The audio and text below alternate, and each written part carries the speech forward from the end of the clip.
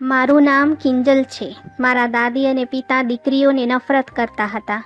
મારી માતાએ મને જન્મ આપીને મોટી ભૂલ કરી હતી. પુત્રને જન્મ ના આપવાના બદલામાં તેઓ ત્યારથી તમામ ઉપહાસ અને માર સહન કરતા હતા.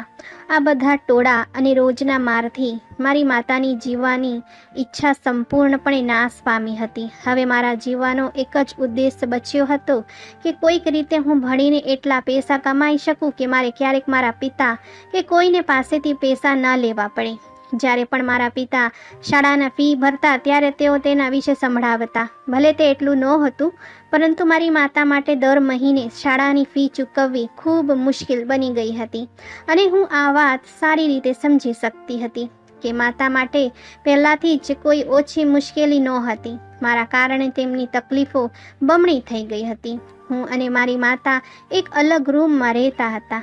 જ્યારે ઘરના બાકીના લોકો એક જગ્યાએ બેસીને ખાતા અને પીતા. જ્યારે મારા પિતા મારી માતા પાસેથી તેમની ઈચ્છા પૂરી કરવા માંગતા ત્યારે તેઓ તેમને તેમના રૂમમાં બોલાવતા અને મારી માતાને જવાની ફરજ પડતી હતી. મારા પિતા ઘણીવાર તેમની માતાને કહેતા કે માં, તમે મારા લગ્ન કોની સાથે કર્યા છે? આ મને ખુશ રાખી શકતી નથી. તેને ખબર નથી કે પોતાના પતિને કેવી રીતે ખુશ રાખવો. વાસ્તવમાં મારા પિતાના બજારુ મહિલાઓ સાથે સંબંધો હતા અને તેઓ મારી માતાને હંમેશા તેમના જેવા જ જોવા માંગતા હતા. જો મારી માતા મારા પિતાને ખુશ કરવા લિપસ્ટિક અને હળવો મેકઅપ કરતા હતા તો મારા દાદી મારી માને ટોળા મારતા હતા. મારા પિતા નિર્લજ્જતાથી મારી માતાને ઊંચા અવાજે કહેતા કે તમારા કરતાં તો બજારો સ્ત્રીઓ સારા હોય છે. તેઓ પૈસા લે છે પણ દિલને ખુશ કરે છે. ત્યારે મારી માતા કહેતા કે તમે મને જે કરવા કહો છો તે હું કરી શકતી નથી. તેમની લડાઈનો આવાજ રૂમની બહાર પણ સંભળાતો હતો. દાદી ઘણીવાર ધ્યાનથી સાંભળતા અને હું પણ તેમની નજીક જ રહેતી. પણ ઘણીવાર મારી દાદી મને ઠપકો આપીને ત્યાંથી મોકલી દેતા. મને ધીમે ધીમે અહેસાસ થવા લાગ્યો કે તે રૂમમાં માતા સાથે કંઈક સારું નથી થઈ રહ્યું. તેમની સાથે કંઈક એટલું ખોટું થતું હતું કે જ્યારે તેઓ તે ઓરડામાંથી બહાર આવતા ત્યારે તેઓ નિર્જર વિધવા કરતાં પણ ખરાબ દેખાતા હતા.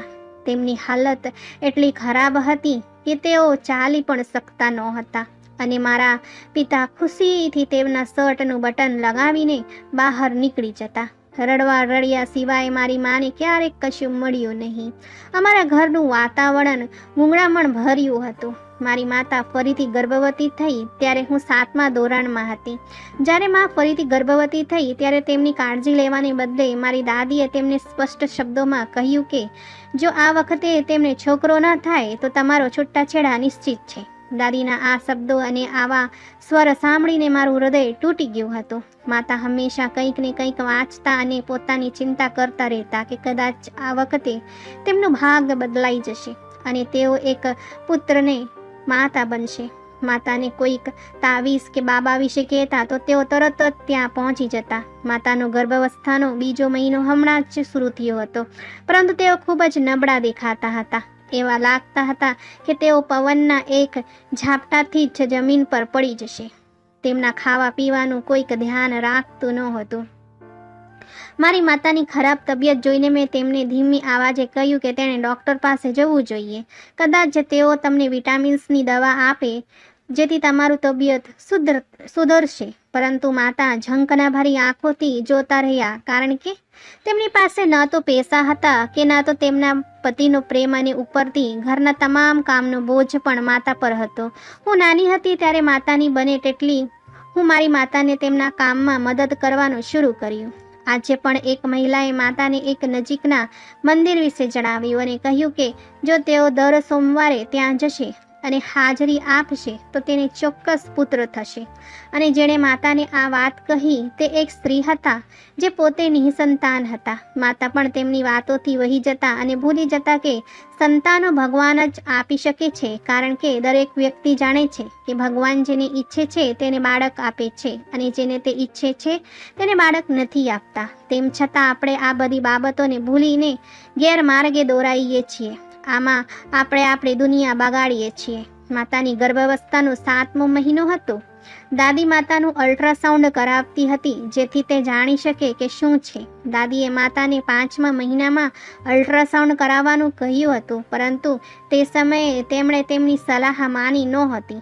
5મા મહિનામાં દાદી બોલતા હતા ત્યારે પિતાએ પણ ધ્યાન ન આપ્યું હતું, પણ હવે 8મા મહિનામાં પિતાએ પણ ધ્યાન આપવાનું શરૂ કર્યું અને કહ્યું કે હા, અલ્ટ્રાસાઉન્ડ કરાવવું જરૂરી છે. હવે માતા ખૂબ જ નર્વસ થવા લાગ્યા, કારણ કે માતા જાણતા હતા કે જો પિતાને સમય પહેલાં ખબર પડી જાય કે પુત્રી થશે તો તે પિતાને બાળકને સાફ કરાવશે કે પછી બાળકનો જન્મ થતાં જ માતાને છૂટાછેડા આપી દેશે.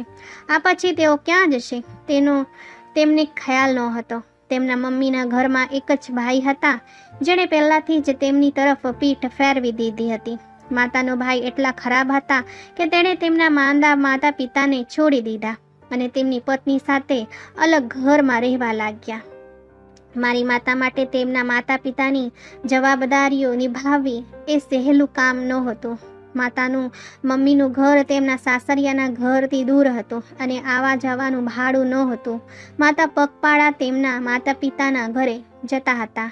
મારા પિતાને તેમનામાં કોઈ રસ નહોતો. દર બીજા કે ત્રીજા દિવસે તેમના માતા પિતાના ઘરે જતા હોવાથી તેમના સાસુ એટલે કે મારી દાદી પણ ચીડાઈ જતા અને દાદીમા સાથે દરેક મુદ્દે લડવા લાગ્યા, કહેતા કે તમે ઘરના કામો ટાળવા માટે એક સારું બહાનું શોધી કાઢ્યું છે. જ્યારે પણ માં કંટાળી જતા અને દાદીમાને કોઈક જવાબ આપતા ત્યારે દાદી મરચ મસાલા કરીને પપ્પાને કહેતા અને પછી પપ્પા માતાને ખરાબ રીતે મારતા. માતા પિતાથી માર ખાતા અને તેમના માતા પિતા પાસે જઈને તેમની સેવા પણ કરતા અને પાછા આવ્યા પછી ઘરના બધા કામ પણ સંભાળતા હતા. પરંતુ આ હોવા છતાં માતાના બલિદાનની કોઈ કિંમત નહોતી. તેમના માતા પિતા દ્વારા વારંવાર પ્રાર્થના કરવા છતાં તેમની કોઈક પ્રાર્થના મારી માના પક્ષમાં સ્વીકારવામાં આવી નહોતી. મારી માતા માટે ફક્ત એટલું સરળ બન્યું કે તેમના માતા પિતા મારા માતા પર બોજ બની શક્યા નહીં અને તેઓ જલ્દી મૃત્યુ પામ્યા. મારી માતાના દિલ પર એવો કોઈ ભાર નહોતો કે તેઓ પોતાના ભાઈની જેમ પોતાના માતા પિતા માટે કંઈ કરી શક્યા નથી. વાસ્તવમાં દરેક છોકરીના માટે માનું ઘર એક એવી જગ્યા હોય છે જ્યાં તે એક ક્ષણ માટે તેના તમામ દુઃખ ભૂલી શકે છે અને રાહતનો શ્વાસ લઈ શકે છે. અને જ્યાં સુધી માતા પિતા જીવિત છે ત્યાં સુધી જ આ શક્ય છે. પછી અન્ય ભાઈ બહેનો સાથેના સંબંધો સંજોગો પ્રમાણે બદલાય છે અથવા ખતમ થઈ જાય છે અને આ યુગનું કડવું સત્ય છે. તેમજ ભાઈ સાથે માતાનો સંબંધ માત્ર નામનો હતો, પણ હવે દુર્ભાગ્યને કારણે માનું ઘર પણ સમાપ્ત થઈ ગયો હતો. હવે માતાને માત્ર એક જ ચિંતા હતી કે જો દીકરીનો જન્મ થશે તો તેમના માટે આ ઘરમાં કોઈ સ્થાન નહીં હોય. તેણીને ખબર નહોતી કે તેણી ક્યાં જશે જ્યાં તેણી પોતાનું જીવન ગૌરવ સાથે વિતાવી શકે, પરંતુ તેણી તેમના પગ પર ઊભી થવા માટે એટલા શિક્ષિત પણ નહોતા. આ મુશ્કેલ સમયમાંથી બહાર નીકળવા માંગતા હતા, પણ તેમને કોઈ રસ્તો દેખાતો ન હતો. એવું લાગી રહ્યું હતું કે તેઓ કોઈક બંધ ગલીમાં ઊભા છે. હવે દરરોજ સવારે માતા અને દાદી વચ્ચે ઝઘડો થવા માંડ્યો હતો. શનિવારે જ્યારે પિતા વહેલા આવ્યા ત્યારે દાદીએ તેમના પૌત્રને લઈને ઘરમાં હંગામો મચાવ્યો હતો. પપ્પાએ દાદીની વાત સાંભળી ગુસ્સે થઈને માતાને પૂછ્યું કે આટલા દિવસથી તમે દવાખાને કેમ નથી જતા? જ્યારે માતાએ કહ્યું કે આ સ્થિતિમાં હોસ્પિટલ જવું સરળ નથી, તો પિતાએ ગુસ્સામાં કહ્યું કે બધી સ્ત્રીઓ બાળકોને જન્મ આપે છે, તમે અનન્ય નથી જે બાળકને જન્મ આપી રહી છે. ખરેખર મારી તબિયત સારી નથી, હું થોડા દિવસો પછી જતી રહીશ. મમ્મી ઈચ્છતા હતા કે આ બાબત કોઈક રીતે મુલતવી રાખવામાં આવે, પણ આજે પપ્પા તેને મુલતવી રાખવાના મૂડમાં નહોતા. સાંજે 5 વાગે તૈયાર રહેજે, હું તમને મારી સાથે જ લઈ જઈશ. માતાએ બોલવાનું શરૂ કર્યું જ હતું કે પિતાએ હાથ ઊંચો કરીને તેમને ત્યાં જ રોકી અને પછી પપ્પા ઘરની બહાર નીકળી ગયા. ત્યારે દાદીના ચહેરા પર વિજય સ્મિત હતો. ભવિષ્યના વિચારોથી માનો રંગ ઉડી ગયો હતો. રૂમમાં આવી અને માથું પકડીને બેઠા હતા. હું ચૂપચાપ મારી માતા પાસે આવીને ઊભી રહી. હવે શું થશે એ વિચારતી તેઓ ખાલી આંખે મારી સામે જોવા લાગ્યા. આ ઘરમાં મને મારી દાદી અને પિતાનો પ્રેમ ક્યારેક મળ્યો નથી. માએ મને રડતી જોઈ કહ્યું કે દીકરીઓ ખૂબ જ વહાલી વસ્તુ હોય છે. તેમને જન્મ આપનારી માતા ક્યારેક ડરતી નથી, પણ આ સમાજ આપણને જીવવા નથી દેતો. કદાચ તેમને મારા ડરનો અહેસાસ થયો હતો, તેથી તેણીએ પ્રથમ વખત મારા માથા પર તેમનો હાથ મૂક્યો અને મને ચુંબન કર્યું, અને પછી મને તેમની છાતીની નજીક પકડીને તેણીએ તેમની આંખો બંધ કરી, જાણે તેમના હૃદયમાં શીતળતા પ્રવેશી ગઈ હોય. તમને ખબર નથી પૂજા કે તમે મને કેટલા વહાલા છો, તેઓ રડતા સ્વરમાં બોલ્યા. હું પણ રડવા લાગી. પછી તેણે મને તેમની છાતીથી અલગ કરી અને દિલાસો આપતા કહ્યું કે પૂજા, તમારે ઘણું ભણવું છે, તમારા પગ પર ઊભા રહેવાનું છે, જેથી આવતીકાલે તમારી પાસેથી તમારું આકાશ કોઈ છીનવી ન લે, કે તમને કોઈ ઘરની બહાર ફેંકી દેશે તો તમે ક્યાં જશો એવા ડર સાથે જીવવું ન પડે. સંજોગો ગમે તે હોય, તમે ક્યારેક ભણવાનું બંધ કરશો નહીં. મેં માથું હલાવ્યું. શાબાશ, તેણે મને સ્મિત સાથે કહ્યું. ત્યારબાદ સાંજે પપ્પા અને દાદી તેમને હોસ્પિટલ લઈ ગયા. જ્યારે હું અજાણ્યા ભયથી ત્રાટક્યો, ત્યારે મેં મારી માતા માટે પ્રાર્થના કરવાનું શરૂ કર્યું. મને લાગ્યું કે તેઓ મૃત્યુદંડના કેદીની જેમ ચાલી રહ્યા છે. પછી માતાની આંખો હેઠળના શ્યામ વર્તુળો તેમના અંધકાર અને નબળાઈ વિશે ચીસો પાડતા હતા. આ પ્રસંગે તેમની કાળજી લેવી જોઈએ, પરંતુ દાદી અને પિતાના ખરાબ વલણ અને પુત્રની ઈચ્છાએ એક જીવતી સ્ત્રીને લાશમાં ફેરવી દીધી હતી. રાત્રે 10 વાગે દરવાજો ખખડાવ્યો. મેં જઈને દરવાજો ખોલ્યો. પછી પિતા ઝડપથી અંદર પ્રવેશ્યા અને ઝડપથી તેમના રૂમમાં ગયા અને અંદરથી દરવાજો બંધ કરી દીધો. દાદીમાં પણ પગ લથડતા ઘરમાં પ્રવેશ્યા અને હાથ ઘસતા કંઈક ગડગડાટ કરવા લાગ્યા. પછી મેં મારી માતાને અંદર આવતા જોયા, જે ગુનેગારની જેમ માથું નમાવીને અંદર આવ્યા અને ચૂપચાપ તેના રૂમ તરફ ગયા. ઘરમાં એક વિચિત્ર મૌન હતું. માતાની હાલત ખૂબ જ ખરાબ હતી. તેણે સવારે બરાબર નાસ્તો પણ કર્યો ન હતો. હું માતા માટે કંઈક લેવા રસોડામાં ગઈ ત્યારે દાદી પાસે વડાપાઉં હતા. તેઓ છુપાઈને ખાતા હતા. મને જોઈને તેણે તરત જ મને રસોડામાંથી બહાર ફેંકી દીધો. પણ આજે હું પણ અડગ રહીને ત્યાં જ ઊભી રહી. પછી મેં ટામેટાની ચટણી તૈયાર કરી અને બપોરનો રોટલો ઉપાડીને હું રસોડામાંથી બહાર આવી રહી હતી, ત્યારે દાદી મારી સામે આવ્યા. કોના માટે આટલી આતિથ્ય સત્કાર કરો છો? દાદીએ ચહેરો બનાવીને કહ્યું. હું માતા માટે ખોરાક લઈ રહી છું. માં સવારથી ભૂખ્યા છે. હા, આ ઘરમાં ભોજન ખાવાની હકદાર માત્ર તમારી માતા જ છે. તે તો વારસદાર પેદા કરી શકતી નથી. પછી દાદીએ શાકની પ્લેટ ઉપાડી લીધી. ત્યારે હું દાદીનો ચહેરો જોતી જ રહી. હવે શું? હવે જાઓ, શું જોતી છે? દાદીમાએ ગુસ્સામાં કહ્યું. તેથી ઝડપથી તેમની પાસેથી પસાર થઈને અને માતાના રૂમમાં આવી. માં, જમી લો. જ્યારે મારી માતા મારા આવાજ સાંભળીને ઊભા થયા અને બેઠા, ત્યારે મને ખૂબ જ આશ્ચર્ય થયું. તેણે પોતાનું ભોજન એટલું ઝડપથી પૂરી કર્યું કે જાણે કોઈ તેમની પાસેથી તે છીનવી લેશે. તે દૃશ્ય મારા માટે એટલું પીડાદાયક હતું કે હું મારી પીઠ નમાવીને ઊભી રહી. જ્યારે મારી માતાએ જમવાનું સમાપ્ત કર્યું, ત્યારે મેં વાસણો ઉપાડ્યા અને રસોડામાં વાસણો મૂકીને જ્યારે હું રૂમમાં આવી, ત્યારે માં સૂતા હતા. પણ હવે તેમની આંખો બંધ હતી. જાણે પેટની ભૂખ મટી ગઈ હોય તેમ તેમને ઊંઘ આવી ગઈ. હું કોઈ પણ અવાજ કર્યા વિના મારી જગ્યાએ સૂઈ ગઈ અને મારી માતાને જોતી રહી. મને પણ ખૂબ ઊંઘ આવી રહી હતી, તેથી હું પણ સૂઈ ગઈ. ખબર નથી રાતના કેટલા વાગ્યા હતા. અવાજને લીધે મારી આંખ ખુલી ગઈ. માં પીડાથી ચીસો પાડી રહ્યા હતા. તેમની દુર્દશા જોઈને હું દાદીના રૂમમાં ગઈ અને તેમને મારી માતા વિશે કહ્યું. દાદી એક સ્ત્રી હોવાને કારણે મારી માતાનું દર્દ સમજી શકતા હતા, પરંતુ તેના બદલે તેઓ મારા પર ગુસ્સે થવા લાગ્યા કે મેં તેમની ઊંઘ બગાડી દીધી છે. દાદીનું આવું વલણ જોઈને હું મૌન બની ગઈ હતી. મેં પણ પિતાના રૂમનો દરવાજો ખખડાવ્યો, પણ દરવાજો ખોલવાને બદલે તેઓ બારીમાંથી પૂછ્યા કે શું વાત છે. હું રડી પડી અને પપ્પાને માતાની પીડા વિશે કહ્યું. તો મારા પિતાએ ગુસ્સામાં કહ્યું, તમારી માતા ખૂબ હોશિયાર છે. તેને કંઈક થતું નથી. તે એટલી જલ્દી મૃત્યુ પામશે નહીં. ચાલો જાઓ અહીંથી. ફરીથી દરવાજો ખખડાવશો નહીં. હું રડતી રડતી મારી માતાના રૂમમાં આવી ત્યારે મારી આંખો ફાટી ગઈ હતી. માતાએ જન્મ આપ્યો હતો. તેના અસ્તિત્વમાં કોઈ હલચલ નહોતી. તે મારી બહેન હતી, પણ તે મરી ગઈ હતી. જ્યારે મેં મારી માતા તરફ જોયું તો તે પણ મૃત્યુ પામ્યા હતા. હું રડતી રહી હતી. મારી ચીસોની પણ આ ઘરમાં રહેતા લોકો પર કોઈ અસર થઈ નહોતી. સવારે દાદી મારી પાસે આવ્યા અને હવે હું મારી માતાની છાતી પર માથું રાખીને જીવતી લાશ જેવી હતી. મારી માતાની લાશ જોયા પછી પણ એ લોકોને મારા પર દયા ન આવી. દાદીમાએ કહ્યું કે જો તમે આ વાત કોઈને કહેશો તો હું તમારો જીવ લઈશ. બધાને કહો કે તે હોસ્પિટલમાં મૃત પામ્યા. હું પહેલાંથી જ મરી ગઈ હતી. હવે મારે કોઈને શું કહેવું? મારી મા આ દુનિયા છોડી ગઈ હતી. મારી માતાના અવસાનને માત્ર 15 દિવસ થયા હતા જ્યારે પિતાએ ફરીથી લગ્ન કર્યા હતા. પિતાની નવી પત્ની તેણે થોડા જ દિવસોમાં આખા ઘરનો કબજો પોતાના હાથમાં લઈ લીધો હતો. પિતાના પગારના તમામ પૈસા તેમની પત્નીના હાથમાં હતા. મારા પિતા પોતાનો પગાર લાવીને પત્નીને આપી દેતા હતા. હવે દાદીમાને પૈસા ન મળવાના કારણે તેમના ભોગવિલાસનો અંત આવી ગયો હતો. દાદી આ વાતથી ખૂબ ગુસ્સે થયા. દાદી અને નવી માતા વચ્ચેના ઝઘડા દરરોજ વધવા લાગ્યા અને આ મારી તરફેણમાં વધુ સારું હતું. હવે બંનેનું ધ્યાન મારા પરથી હટી ગયું હતું.